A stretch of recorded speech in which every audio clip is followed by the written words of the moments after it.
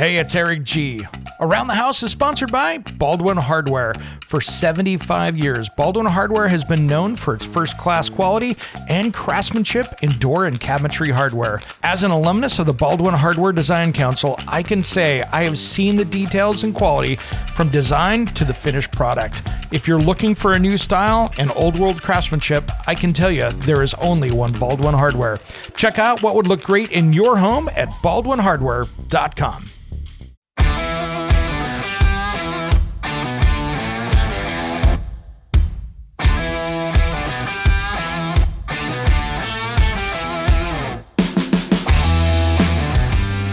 It's Around the House.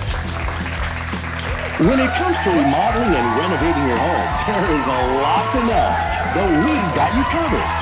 This is Around the House. Welcome to the Around the House show. This is where we help you get the most out of your home through information and education. Thanks for joining us today. Well, I wanted to talk in our midweek special about all the different issues we've got going across the country today about broken pipes from freezes. It happened here in our area, and there are so many people all the way down into Texas and the South that ended up dealing with frozen pipes. And I thought today, let's talk a little bit about the best way to tackle how to unthaw them, and of course, how to make sure that you repair them correctly. So if you've got a situation where it's cold outside and you're going, oh no, I'm going to freeze some pipes up because we're not insulated for this, or it's way colder than you normally are, even in wintertime, this is where we see those problems. So the first thing I want you to do is go outside and unhook all of your garden hoses from any of your spigots and make sure you have covers on them. That will help protect those a little bit. It is not the be-all, end-all, but it will sure help. Now, second of all, I want you to run your house a little bit warmer than you typically do. If you run it at 70, run it at 75. Keep it nice and warm. And then go around and open up all the cabinet doors under all of your sinks, or if there's any plumbing in a wall. Like if you have an outside spigot that's behind the kitchen, make sure that you've got the cabinet door open, and we want to see if we can get as much heat radiating through that wall into those pipes to keep that from happening. Now, that extra heat in the house can help do that. It's not great for the energy, not great for the environment, but you know something, you're not going to be breaking pipes, or you're going to at least slow that down. Now, if you've got a broken pipe, the thing is first, and then the last one actually is, of course, just keep the water running, cold and warm. Many times those hot and cold pipes are run in a same bay of a wall studs or close. So if you keep that water dripping a little bit, it's bad for the energy bill, but something, that extra heat can help out in certain circumstances. So that might help you as well. Now, if you know that you've got frozen pipes, if you've got copper, if you've got CPVC, there's a likely chance that that's going to break the pipe. It's going to split it. It's going to crack it. It's going to blow out a fitting. That stuff can happen.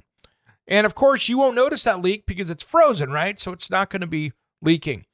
As soon as it warms up, though, that's where you run into issues. So you need to watch your water, make sure if it's frozen. At that point, you might as well just turn the water off, or if it's going to stay cold for another couple days, keep it on and keep the rest of it moving, so at least you don't break those pipes. You don't want to freeze the whole thing up and have to replumb everything. You want to try to keep it moving as best as possible. Then, once you start getting warm, that's when you want to turn the water off and do the repairs. Now, one of the common things that happen, and I see this a lot, is that people will sit there and go, I don't know why my hot water's not working all of a sudden when we had that big freeze. Well, it's because you might have in your crawl space or in a wall cavity, you might have water running and it drained the water heater. So keep an eye on your crawl space. Keep an eye on places where that could be leaking. Now, if you've got CPVC, which is that yellow PVC pipe, that stuff when it splits can break right in two, or even worse, it can give you a large radial crack down that whole length of pipe to the next fitting. So you might not be chasing and fixing one little piece. You might be changing that whole section of pipe to the next fitting because that stuff is super brittle. I dislike it greatly. I've had tons of problems with it in every house that I've had with it. And now I'm to the point where I would not buy a house that had CPVC in it. And I would make sure if I did buy it that I had the money in to repipe the entire house, because the stuff just isn't reliable in my opinion. So if you got that, this is where I would come in there, replace as much of that as you can with PEX, and call it a day. CPVC fittings are much harder to get. In my area, I have to go to specialty plumbing stores. I might find a piece or two at a Home Depot, but my Lowe's and all my other Ace Hardwares and somebody else doesn't carry it anymore. It is something that you're not seeing. It is kind of on its way out for those obvious reasons. So this is a good time to change that into PEX. And the way I do that is not with a push to connect or a shark bike fitting. Those will fail. I've seen it happen many times that were properly installed that slid right off the end of that pipe because the pipe was not good enough shape to actually hold it. So what I want you to do is actually glue a fitting on. Maybe it's a threaded one, and then you can go to like a 3/4 inch. Let's say you're a 3/4 inch pipe. You can go 3/4 inch to a male pipe thread, and then go that and slide that into a copper fitting right there that is 3/4, and you can actually sweat on a piece of copper pipe onto that, or PEX, whatever you're going to do. Transfer over into that via a threaded fitting. Make sure that you put some good Teflon tape on it just to make sure, and you're good to go. That way you don't have a leak there, and you've got a proper fitting that's not going to slide off. So that's a key right there to make sure that that's going to work correctly. And I would recommend that you go from CPVC to PEX. It's just going to be fast, it's going to be easy, and it's going to be more reliable when you repair that. And then lastly, once you get that done, I would insulate the hot and colds and put some pipe insulation over the top of that, get that all taped up, and see if you can protect that better for the next time it happens. Because, if it freezes once, there's a good chance, unless you do something different, it will freeze again. And the same rules go for copper. I would sweat on some fittings on there. I mean, if you're going to use a push-to-connect fitting, it is not bad to go ahead and use it for a, if you're going to use it as a temporary to cap off something, for a few days to a few weeks until you can get a plumber in there. If you're going to go down there and do it yourself and sweat the pipe together, then go ahead and use that as a temporary fix until you can get that. But then go down there and fix it right, sweat the correct fittings on, and all of that. Now, I would never, my rule is they're good temporary fittings for the push-to-connects, like the shark bites and others.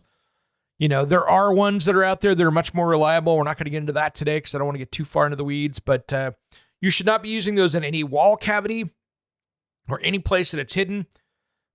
Just make sure that if you are using them, they're temporary, and you should be good to go. And that's kind of my rules for that. And then again, just insulate those pipes, insulate around it. You'd be surprised what a little bit of insulation can do.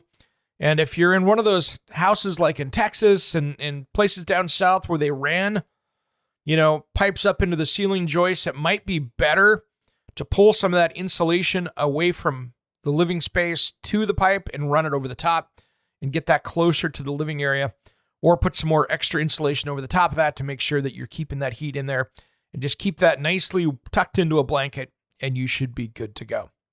Well, I hope that helps answer some of those questions. I will be on my TV show this weekend, and you'll be able to see this on Saturday. I will be sweating pipe. I will be putting together CPVC, and showing you how to fix that. So I will have a video coming out on Saturday, and you can check that out on my aroundthehouseonline.com, so you'll see it right there. All right, everybody, have a great rest of the week. Thanks for tuning in to Around the House. We got a great show coming up this weekend, which we will talk about on Friday. We'll see you Saturday. Thanks for tuning in to Around the House. Have a great rest of your week.